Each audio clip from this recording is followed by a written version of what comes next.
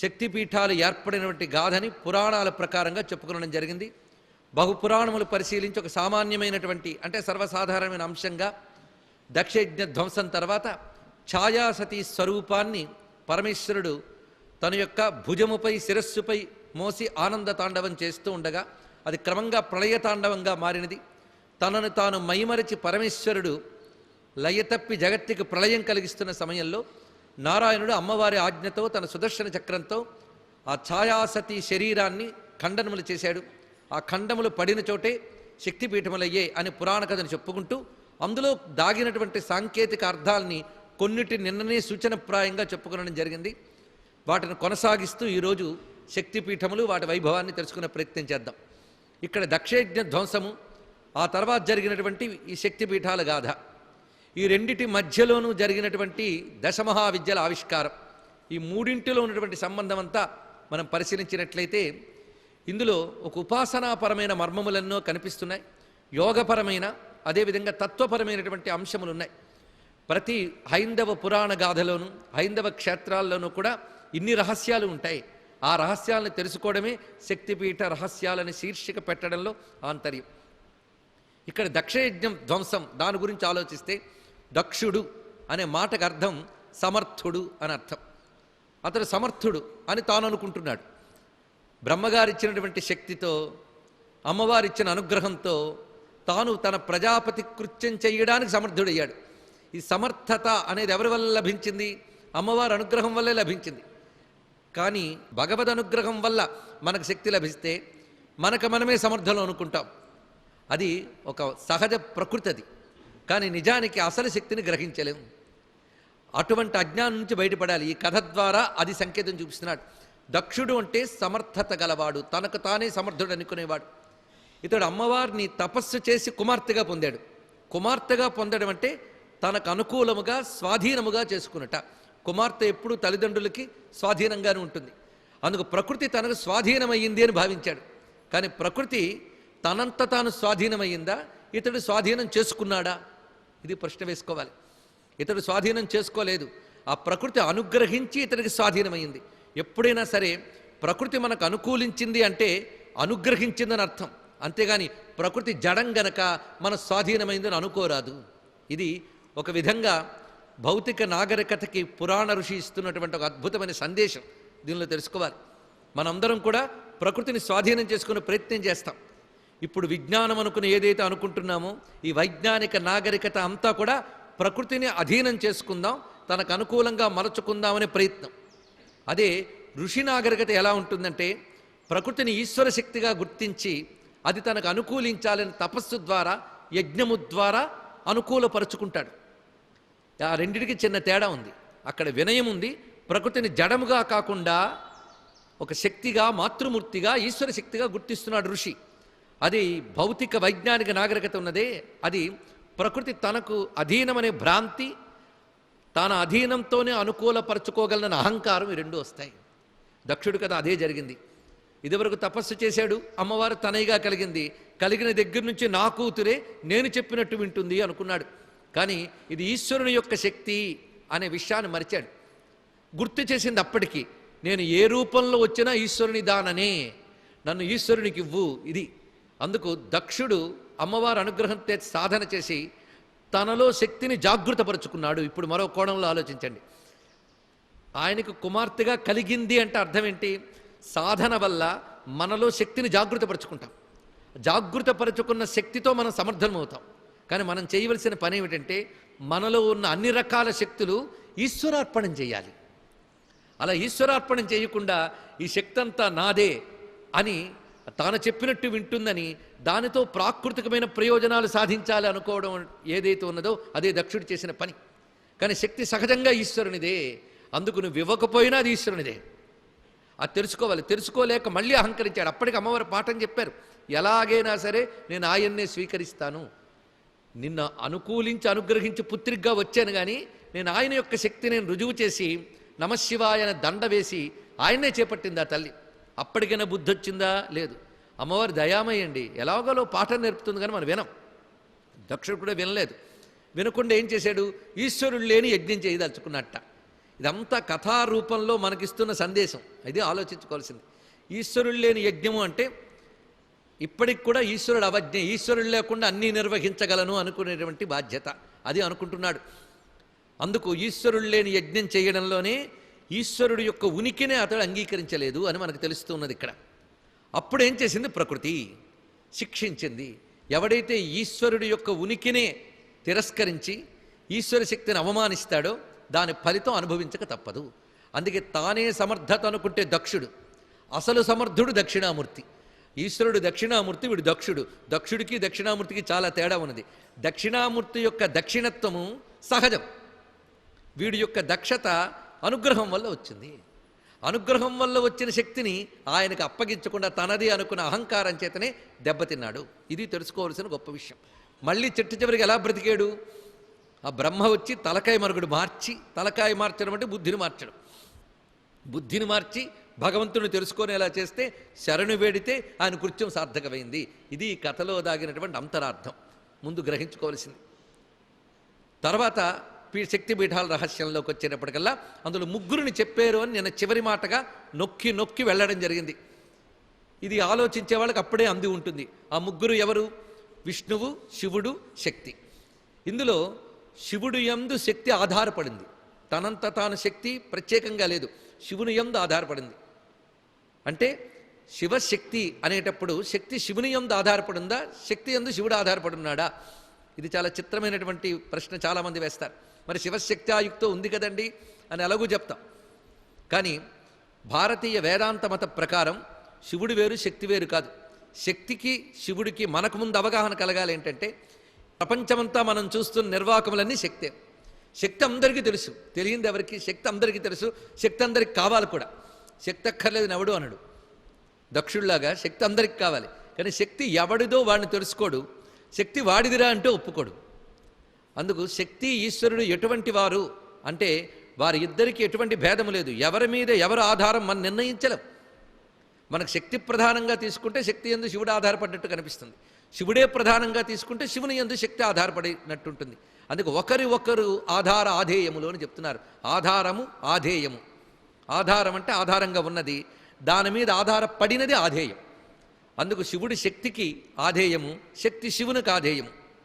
పరస్పర ఆధారం, ఆధేయం. అందుకు వారిలో ఒకరే ప్రధానమని చెప్పడానికి లేదుట. ఇది మనకు వేదాంతం చెప్తోంది. అందుకు శివుడు వేరు, శక్తి వేరు కాదు. శాక్తేయం వేరు, అద్వైత శాక్తేయం వేరు. అద్వైతం వేదాంతం అది చెప్తున్నది ఇక్కడ. అందుకు శివుడు శక్తి రెండు కావు. ఈ రెండు ఓతప్రోతములు అన్నారు. ఓతప్రోతం అంటే పడుగు పేక. ఈ రెండు కలిసే విశ్వమంతా వ్యాపించి ఉంటుంది. ఈ రెండిటికి బంధం ఎటువంటిదయ్యా అంటే చంద్ర చంద్రికయోరివా అని ఒక ఉపమానం చెప్పారు. చంద్రుడికి వెన్నెలకి ఇలాంటి ఉపమానాలు మనం గతంలో చాలా చెప్పుకున్నాం. సూర్యుడికి కాంతికి, చంద్రునికి వెన్నెలకి ఎలాంటి అనుబంధమో శివునికి శక్తికి అటువంటి అనుబంధం. ఇప్పుడు చంద్రుడు లేని వెన్నెలను ఊహించగలమా? వెన్నెలు లేని చంద్రుడిని ఊహించగలమా? ఇది పట్టుకోవాల్సింది. అందుకు పరమేశ్వరుడు ఎప్పుడు ఈ శక్తితోనే ఉంటూ ఉంటాడు. అందుకు ఈ శక్తి ఆయన ఆధారం చేసుకుని ఉన్నది. అందుకే శక్తి ఆయన భుజం మీద ఉందండి. తర్వాత ఏం జరిగింది? వెనకాల విష్ణువు వెళ్తున్నాడు. వెళ్ళి ఆయన పని ఏమిటి? విష్ణువు అనగానే త్రిమూర్తుల్లో ఆయన పని స్థితికారకుడు. స్థితికారకుడు, రక్షకుడు. స్థితి అన్నా రక్షణ అన్నా ఒకటే. ఉనికి మిగుల్చువాడు, ఉనికిని కాపాడువాడు. అది కదా స్థితిని కాపాడువాడు స్థితికారకుడు. ఇప్పుడు ఆయన స్థితిని నిలపాలి. స్థితిని నిలపడానికి ఏం చేశాడు? శివుని యందు ఏ శక్తి ఉన్నదో దానిని చక్కగా వ్యాప్తి చేశాడు. ఒక చోట ఉండడము కాకుండా దాన్ని వ్యాపకం చేశాడు. మొత్తం ఎన్నెన్ని పీఠములు వచ్చాయంటే శక్తి అలా మిగిలిపోకుండా విశ్వమంతా వ్యాపించింది, ప్రకృతి యందంతా వ్యాపించింది. ఎవరు? పరమేశ్వరుని యొక్క శక్తి ప్రకృతి యందంతా వ్యాపించింది. వ్యాపింపజేసిన వాడెవడు? విష్ణువు. ఎందుకు వ్యాపింపజేశాడు? విశ్వం యొక్క స్థితి నిలపడానికై. అందుకు విశ్వముని రక్షించడం కోసం ఈశ్వరుని యొక్క శక్తిని వ్యాపింపజేశాడు. శక్తి వ్యాపించకపోతే విశ్వానికి ఉనికి లేదు. అందుకే శివుని యందు ఉన్న శక్తిని వ్యాపింపజేశాడు విష్ణువు. అందుకే విష్ణువు యొక్క స్థితికారకత్వం అనే పదం ఒకటి. వేష్టి వ్యాప్నోతి ఇది విష్ణు. విష్ణు శబ్దానికి అర్థమే వ్యాపించువాడు, వ్యాపక శక్తి అని అర్థం. అందుకు ఈశ్వరుని యొక్క శక్తిని వ్యాపింపజేసిన స్థితికారక స్వరూపమే విష్ణువు. ఆ మూడింటికి ఆ కోఆర్డినేషన్, ఆ సమన్వయం లేకపోతే ప్రపంచం లేదు. అందుకే జగమంతా కూడా ఆ పరాశక్తి యొక్క అనుగ్రహంతో భాషించడానికై శక్తిపీఠముల నిర్మాణానికి ముగ్గురు పనికొచ్చారు. ఇది ఆలోచించవలసిన అంశం. అందుకే ఈ కథని కథగా తీసుకోకుండా దేవతాతత్వం తెలియాలి. శివుడంటే ఏమిటి, శక్తి అంటే ఏమిటి, విష్ణువు అంటే ఏమిటో స్పష్టంగా మనకు నిర్వచనాలు ఉన్నాయి. వాటితో చూడాలి. అందుకని వారు ముగ్గురు పాత్రలు అనే దృష్టితో చూడకూడదు. భగవంతుడిని పాత్ర అనే దృష్టితో చూడరాదు. శక్తి అనే దృష్టితోనూ చైతన్యం అనే దృష్టితోనూ గమనించుకోవాలి. అది పెద్ద కష్టపడక్కర్లే, ఆ పదాలకు అర్థం తెలిస్తే చాలు మనకి. ఇప్పుడు ఈ విధంగా ఒక అర్థం మనకు తెలిసింది. ఇది బ్రహ్మాండంలో జరిగిన విషయం, అంటే బయట ప్రపంచంలో జరిగిన విషయం. మరి పిండాండంలో విషయానికి వద్దాం. పిండాండం అంటే మన శరీరమే, అందుకే పిండాండం బ్రహ్మాండం. ఇంకోటి ఉంది అండం అని, అండ పిండ బ్రహ్మాండాలని. అండం అంటే మళ్ళీ మన లోపల ఉన్న అణు ప్రపంచం అంతే. కనుక పిండాండం బ్రహ్మాండమే చాలు. మన లోపల ఏం జరుగుతుందో చూద్దాం. ఇదంతా కూడా మన లోపల ఉన్నటువంటి కథే. అసలు క్షేత్రం ఏదయ్యా అంటే ఇదం శరీరం కౌంతేయ క్షేత్రమిత్యభిధీయతే. ఈ శరీరమే క్షేత్రం. ఈ క్షేత్రంలో పాదములు మొదలుకొని శిరస్సు వరకు కూడా అణువణువు శక్తిపీఠమే కాదా? శక్తి అక్కడ లేకపోతే, శక్తి పీఠం వేసి కూర్చోకపోతే ఏది కదలగలదో చెప్పండి. ఇక్కడ పాదమునందు శక్తి ఉన్నది, శిరస్సు యొక్క కొనయందు కూడా శక్తి ఉన్నది. మొత్తం ఎలా ఉన్నది అంటే తిర్యగూర్ధ్వమధశాయి రశ్మయస్తస్య సంతత సంతాపయతి స్వందేహం ఆపాద తలమస్తక. అడ్డంగా తిన్నగా నిలువుగా మొత్తం ఆ చైతన్యమే వ్యాపించింది. ఆ శక్తికి పేరు చిచ్చక్తి అంటున్నారు. కనుక చిచ్చక్తి మొత్తం స్ప్రెడ్ వ్యాపించి ఉన్నది అని చెప్తున్నాం. వ్యాపించింది కనుక వైష్ణవి అంటున్నాం. అయితే ఈ శక్తి దేన్ని ఆధారం చేసుకున్నది అది తెలుసుకోవాలి. లోపల శివుడు అనగా ఆత్మరూపుడై మనలో అచలోయం సనాతన, అచలుడై స్థాణువై మన లోపల ఎవడైతే ఉన్నాడో ఆయనే శివుడు. ఆయన్ని ఆధారం చేసుకుని చిచ్చక్తి ఉన్నది. ఇది ఎలాంటిదంటే మన గతంలో చెప్పుకున్న ఉపమానం, కొందరు నిత్యం వచ్చే శ్రోతలకు పనికొస్తుందని విషయాన్ని ఇక్కడ ప్రస్తావన చేస్తున్నాం. గతంలో చెప్పుకున్న ఉపమానం ప్రకారంగా జ్యోతి శివుడైతే శక్తి కాంతి. ఇది అర్థం చేసుకుంటే చాలు. ఒక దీపం వెలిగించాం, జ్యోతి కాంతి ఉంటుంది. శక్తి కాంతి లాంటిది, శివుడు జ్యోతి వంటివాడు. ఆ జ్యోతి అక్కడే ఉంటుంది, కాంతి అంతా వ్యాపిస్తుంది. అలాగే శివుడు మన హృదయ కుహరంలో జ్యోతిలా ఉన్నట్ట. ఎంత చిజ్యోతిగా ఉన్నాడు అంటే నీవారసుకవత్తన్వి పీతాభాస్వత్యనూపమా తస్యా శిఖాయా మధ్యే పరమాత్మా వ్యవస్థిత. అక్కడ మనం చెప్పేటప్పుడు ఆ పరమాత్మ అనూపమ, అత్యంత సూక్ష్మంగా ఉన్నాడు ఆయన. ఆ సూక్ష్మమైన పరమాత్మ యొక్క శక్తే శరీరం అంతా వ్యాపించి ఉన్నది. ఆ వ్యాపించినప్పుడు తిర్యగూర్ధ్వమధశ ఇందాకే చెప్పుకున్నాం. అలాగా ఆ పరమేశ్వరుడు యందు ఆధారపడి ఈ శక్తి శరీరమంతా వ్యాపించింది అంటే విష్ణువు. ఆ వ్యాపించడానికి కారణమైనటువంటి ఈశ్వరుని యొక్క సంకల్ప శక్తి ఏదైతే ఉన్నదో దాన్నే విష్ణువు అనాలి. అది శివాజీ విష్ణు రూపాయి. శివుడు అనుకోకపోతే విష్ణువు చేస్తాడా? అందుకే వాళ్ళిద్దరు కోఆర్డినేషను. ఈయన కాలు కింద వేస్తే ఆయన చక్రం వేసేట అనడంలో అర్థం ఏంటి? ఇద్దరి సంకల్పము కలిసే ఈ పని చేస్తున్నది. శివుడు వేరు, విష్ణువు వేరు కాదు. స్థిరస్థాను ప్రభుర్భీమహ అని చెప్పినట్లు కేవలం సర్వాతీతమైన పరమాత్మగా ఉంటే శివుడు, విశ్వము యొక్క ఉనికి నిలిపేటప్పుడు ఆయన్నే విష్ణువు అన్నారు. కనుక ఉనికి నిలపడానికి పనికొచ్చే ఈశ్వరుని యొక్క సంకల్ప స్వరూపమే విష్ణువు. ఆయన ఏం చేశాడు? ఈ శక్తిని వ్యాపింపజేశాడు. అంటే శివుని యొక్క ఆ వ్యాపకత్వ సంకల్ప స్వరూపం విష్ణువు అనమాట. ఎక్కడ వ్యాపింపజేశాడు?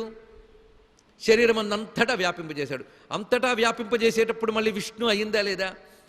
అయితే ఇదంతా వ్యాపించినప్పుడు శరీరంలో పాదము నుంచి శిరస్సు వరకు ఎన్ని పీఠాలు ఉండాలి? ఎన్నో పీఠాలు ఉన్నాయండి.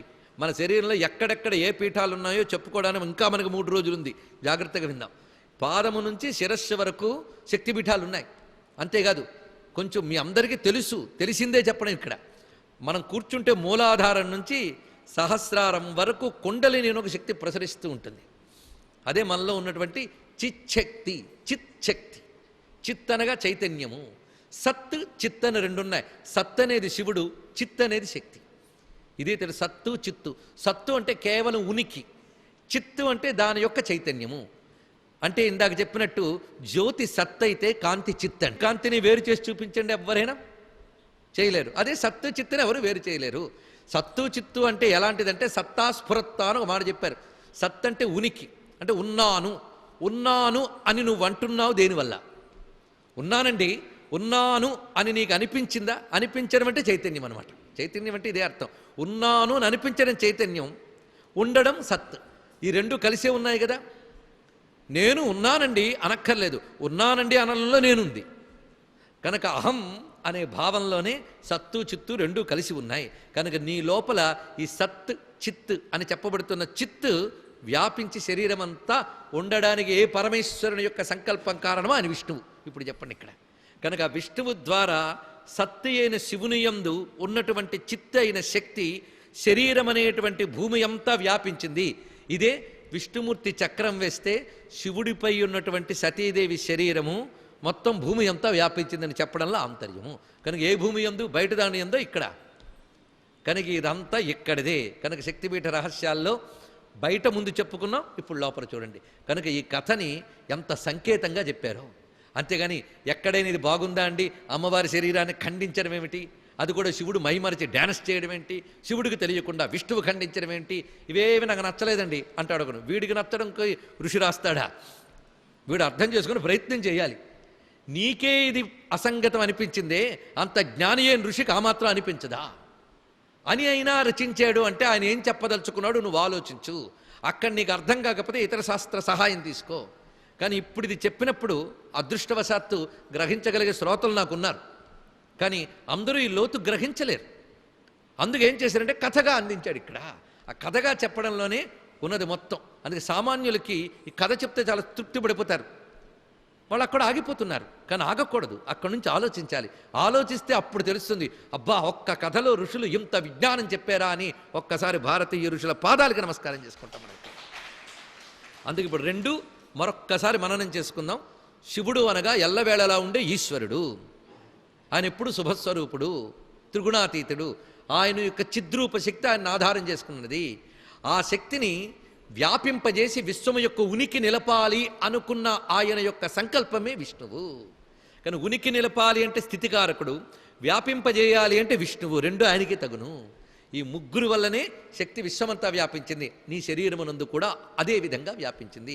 మీరు చదువుతున్నారు విశుద్ధి చక్రనిలయ రక్తవర్ణ త్రిలోచన నామం నుంచి క్రమంగా మూలాధారం దగ్గర చెప్పబడ్డటువంటి నామం వరకు మొత్తం 6 చక్రాలలోనూ ఈ 50 శక్తిపీఠాలు ఉన్నాయి.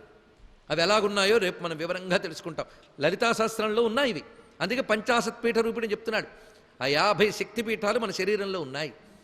ఇందులో 2 రకాలుగా ఉంటాయట, బహిర్మాతృక అంతర్మాతృక అని 2 రకాలుగా ఉంటాయి.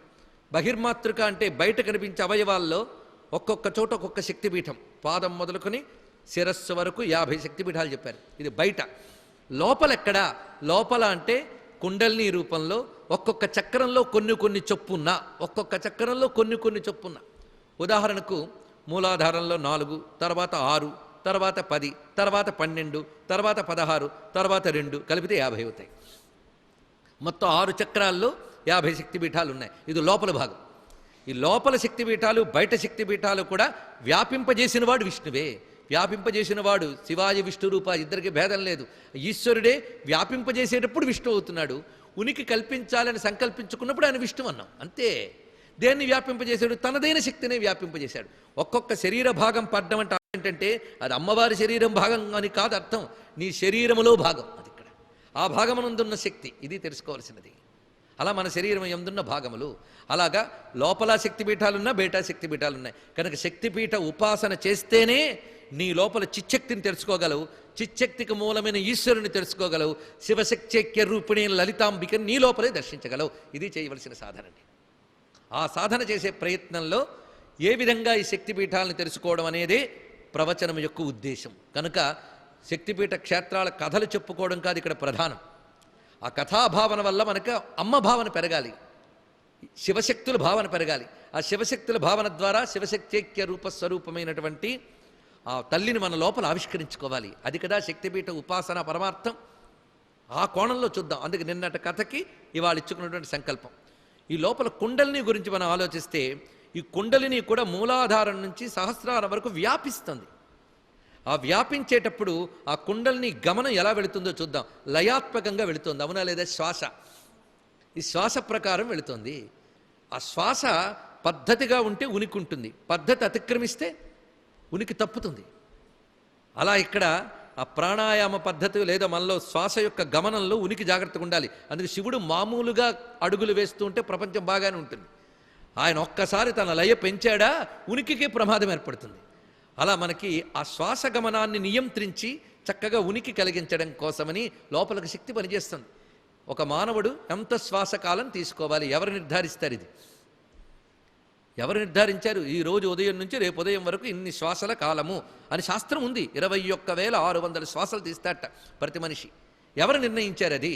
మనం ఎప్పుడైనా కౌంట్ చేసామా? ఈరోజు ఇన్నండి రేపు ఇన్నండి ఎవడైనా చెప్పగలడా? చెప్పలేం. అంతేకాదు ఒక్కొక్కప్పుడు ఈ శ్వాసలో తేడా వస్తే మనమే నియంత్రించలేం. అప్పుడు మళ్ళీ ఎవరు నియంత్రించాలి? ఆ లోపల ఎవడు శ్వాస పెట్టాడు వాడే నియంత్రించాలి. ఇలా మనం గమనం చేసుకుంటూ ఉంటే శక్తిపీఠాలను ఆవిష్కరించుకోవాలి అంటే నీ లోపల సంచరించే ప్రాణశక్తిని క్రమబద్ధీకరించాలి. ఇది చూడండి ఇక్కడ. నీ లోపల ఉన్న శక్తిపీఠాలని ఆవిష్కరించుకోవాలి అంటే నీ ప్రాణశక్తిని క్రమబద్ధీకరించుకో. ఇది చూపిస్తున్నారు ఇక్కడ. అందుకే భారతీయ హిందూ మతం అంటే ఏదో నమ్మకంతో వెళ్ళి దండాలు పెట్టేది కాదు. అది పూర్తిగా యోగంతో అనుబంధం ఉన్నది, ఉపాసనతో ఉపనిషత్తుతో అనుబంధం ఉన్నది. ఆ కోణంలో పరిశీలించాలి. అందుకే చాలామంది అమ్మవారి భక్తులు ఉంటారు, కానీ అమ్మవారిని అనుగ్రహాన్ని పొందిన వాళ్ళు కొద్దిమంది ఉంటారు. ఎందుకంటే వాళ్ళు సశాస్త్రీయంగా ఉపాసన చేస్తున్నారు. అందుకు నీ శ్వాసశక్తిని నియంత్రించి, అంటే ప్రాణాయామాది సాధన ద్వారా నియంత్రించు. అందుకే అమ్మవారి న్యాసం చేసే ముందు ప్రాణాయామం చేసి పద్ధతిగా నియంత్రణ చేసుకుంటారు. అదే కానీ తేడా వస్తే ఉనికికే ప్రమాదం గనక లయ తప్పకూడదు జాగ్రత్తగా. అందుకు ఉనికి కోసమని ప్రాణశక్తి నియంత్రణ చేయడమే విష్ణువు యొక్క స్వరూపంగా చెప్పారు. ఆ చిచ్చక్తి ఒక్కొక్క చక్రమనందు ఏ ఏ పద్ధతులు ఉందో జాగ్రత్తగా తెలుసుకుంటూ వెళ్ళడమే మన శరీరంలో ప్రాణశక్తి యొక్క నియంత్రణ ద్వారా ఒక్కొక్క శక్తిపీఠాన్ని ఆవిష్కరించుకోవడం అనే పద్ధతే నారాయణుడు చేసినటువంటి సుదర్శన చక్రంలో చూపించినటువంటి శక్తి. అది సుదర్శన చక్రం కూడా సహస్రారానికే గుర్తు. సహస్రార మంత్రంతోనే సుదర్శన చక్రం ఉంటుంది. అందుకే ఆ సహస్రారాన్ని గమ్యంగా పెట్టి, అందుకే సుదర్శనాన్ని ప్రయోగించారంటే ఇది అర్థం. సహస్రారాన్ని గమ్యంగా పెట్టుకుని దాని ప్రకారంగా అటువైపు నియంత్రణ చేస్తూ తద్వారా నియంత్రణ చేయడం అనేటటువంటిది జరుగుతున్నది. అందుకే ప్రాణశక్తి నియంత్రణమే లయ తప్పినటువంటి శివుని యొక్క స్థితిని గమనించుకుని ఆ శక్తిని క్రమబద్ధంగా పెట్టడంలో ఉన్నటువంటి ఆంతర్యం. ఇది పరిశీలించుకోవాల్సినది. అందుకు ఈ మొత్తంగా గమనిస్తూ ఉంటే మనకి పాత్రలకందని ఒకానొక సూక్ష్మ, అంటే ఒక అబ్స్ట్రాక్ట్ అయినటువంటి విజ్ఞానాన్ని కథ ద్వారా అందించాడు మహర్షి. అందుకే దీనిలో యోగతత్వము ఉపాసనాతత్వము అన్నీ దాగి ఉన్నాయి. అలా మనకి శరీరమునందంతా కూడా ఆ పరమేశ్వరుడు ఉనికి నిలపాలి అనేటటువంటి వ్యాపక సంకల్పంతో చిచ్చక్తిని శరీరమునందు పెట్టాడు. ఒక్కొక్క కేంద్రము ఒక్కొక్క శక్తిపీఠము. ఇది మన శరీరాలనే శక్తిపీఠ క్షేత్రములుగా చూడటం. ఎన్ని శక్తిపీఠాలు బయట చెప్పారో అన్నీ ఇక్కడ ఉన్నాయండి. 64 శక్తిపీఠాలు ఇక్కడే ఉన్నాయి, 18 ఇక్కడే ఉన్నాయి, ఆఖరికి ఆ 3 శక్తిపీఠములు ఇక్కడే ఉన్నాయి. చిట్ట చివరికి 108 శక్తిపీఠాలు అవి ఇక్కడ ఉన్నాయట. 108 శక్తిపీఠాలని చెప్పడంలో ఒక అద్భుతమైన ఆంతర్యం చూపిస్తాడు. ఇది యోగ శిఖోపనిషత్తు అని ఒక ఉపనిషత్తు ఆధారంగా గమనించుకోవాలి. అందుకే భారతీయ సంస్కృతి అర్థం చేసుకోవాలంటే బహుశాస్త్రములతో సమన్వయించితేగా అర్థం కాదు. ఏదో ఒక పుస్తకం చంకనేసుకుని వెళ్ళిపోయి 7 రోజులకోసారి ఏడిచేటటువంటి మతం కాదు కదా భారతీయ సంస్కృతి. దీని వెనకాల ఎన్నెన్ని ప్రమాణాలు ఉంటే ఒక్కొక్క దానికి ఆలోచించండి ఇక్కడ. అందుకే తీగలాగితే డొంక కదులుతుంది అన్నట్టుగా మన గ్రంథాల్లో ఏ ఒక్క అంశాన్ని కదిపినా ఆలోచనతో కదిపితే ఎన్నో శాస్త్రాలు కుప్పలు తెప్పలుగా వస్తాయండి. అవి జాగ్రత్తగా అన్వయించుకుంటూ వెళ్ళాలి. యోగ శిఖోపనిషత్తులో ఒక మంత్రాన్ని చెప్తాడు. ఎందుకంటే షణ్ణవత్యంగుళీమాన యుద్ధే గుడే, షణ్ణవత్యంగుళి అంటే 96 అంగుళాలు అని చెప్పాడు ఇక్కడ. ఈ 96 అంగుళాలు దేహం ఉంటుంది ప్రతి మానవుడికి. అంతున్నా లేదా అని అంటే సాధారణంగా మానవుడి ప్రమాణము అంతకు మించి పెరగడానికి అవకాశం లేదు. 96 అంగుళములు అని చూపించాడు. అయితే 96 అంగుళాలు నేను లేనండి అని కొలుచుకొచ్చి చెప్పడం కాదు ఇక్కడ అర్థం. ఎవడి అంగుళం అంటే ఈ 2 వేళ్ళు కలిపితే ఉన్నటువంటి స్థానం, దానితో జాగ్రత్తగా కలుపుకుంటూ వెళితే రావాలి. దానికి కొన్ని లెక్కలున్న అంగుళికి. ఈ అంగుళి ప్రకారంగా లెక్క వేసుకుంటూ వెళితే మన శరీరంలో పాదం మొదలుకొని మన ప్రాణశక్తి ఎలా ప్రసరిస్తుందో చెప్తున్నాడు. ఈ శరీరం యొక్క మెజర్మెంట్ కాదు అక్కడ చెప్తున్నది, ప్రాణశక్తి ప్రసరణ. దీనికి ఉపనిషత్తుల్లో కూడా అద్భుతమైన అన్వయం చూపిస్తాడు. అదిట మన శరీరం కంటే పై వరకు ఉంటుందిట ప్రాణశక్తి. అలాగా ఆ ప్రాణశక్తి ఒక ఆవరణలాగా, ఎలాగైతే దీపం వెలిగిస్తే చుట్టూ కాంతి ఆవరణ ఉంటుందో మన శరీరం చుట్టూ ఆ ప్రాణశక్తి ఆవరణ ఉంటుంది. దాన్నేనేమో ఇప్పుడు ఆరా ఇలాంటి భాషల్లో చెప్తూ ఉంటారు. ఇది ప్రాణశక్తి ప్రసారం కనుక మన శరీరంలో ప్రధానంగా చిచ్చక్తి ప్రాణశక్తి ద్వారా ప్రసరింపబడుతుంది. లేకపోతే ఎలా వస్తుందండి? ఆత్మ యొక్క శక్తి చిచ్చక్తి అయితే అది నాడీమండలము ద్వారా ప్రాణశక్తిగా శరీరం అంతా ప్రసరిస్తుంది. కనుక ప్రాణశక్తి చిచ్చక్తి. ఆ ప్రాణశక్తి ఏ ఏ నాడీ మండలాల్లో ఎక్కడెక్కడ ఎలా ఉండాలో చెప్పడమే శక్తిపీఠములు మరొకటి చెప్పుకుంటాయి. ఇలా మనకు లెక్క కడితే సరిగ్గా పాదము నుంచి పై వరకు ఈ 96 ప్లస్ మరో 12 కలపాలటండి. ఆ 108 అంగుళాల ప్రమాణంలో ఆ ప్రాణశక్తి వ్యాపించి ఉంటుంది ప్రతివాడిలో కూడా. అందుకే ఆ 108 అని చెప్పడంలో ఆ 108 అంగుళ ప్రమాణంలో ఒక్కొక్క అంగుళ స్థానానికి ఒక్కొక్క శక్తిపీఠం కింద లెక్క కట్టి మొత్తం 108 అంగుళాల ప్రమాణంలో మన చుట్టూ మన లోపల వ్యాపించి ఉన్న ప్రాణశక్తి మొత్తం అష్టోత్తర శక్తిపీఠములుగా చెప్పబడ్డాయి. ఇది తెలుసుకోవాల్సినది. జపం చేసేటప్పుడు కూడా మనకి 108 సంఖ్య ఎందుకు అంటే, జపం అంటే ఇక్కడ మాల తిప్పేమా సంఖ్య చెప్పేమా అని కాదు. మన శ్వాస అనే మాల తిరుగుతోంది, ఉచ్ఛ్వాస నిశ్వాసాత్మక మాల, ప్రాణశక్తి దాన్ని ఆధారం చేసుకుంటుంది.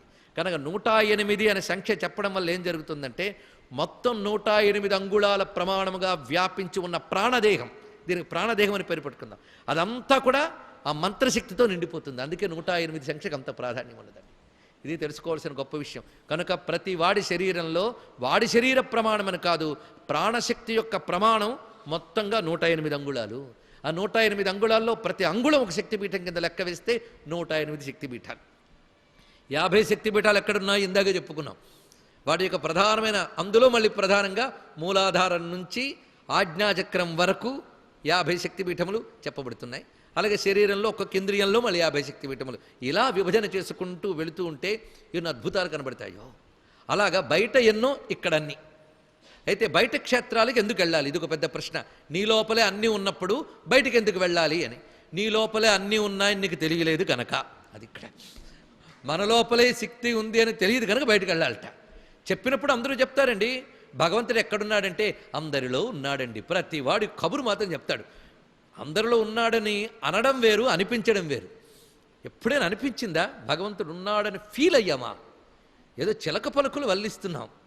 నా హృదయంలో ఆత్మగా పరమాత్మ ఉన్నాడు. ఎందుకంటే భగవద్గీతలో కాబట్టి కొటేషన్ కూడా చెప్తాను, చదివేశాం కదా పొరపాటున. సర్వస్య చాహం హృది సన్నివిష్టో, అదొకటి. అహమాత్మ గుడాకేశ సర్వభూతాశయ స్థిత. ఓ శ్లోకాలు తెగ వల్లిస్తాం. కావాలంటే అవతల వాడితో పట్టుకుని వాదనకు దిగుతాం. ద్వైతమా అద్వైతమా విశిష్టాద్వైతమా అని. ఏది అనుభవం లేదు, వచ్చింది వాద. మరేమిటయ్యా అంటే వాచా వేదాంతం మిగిలింది.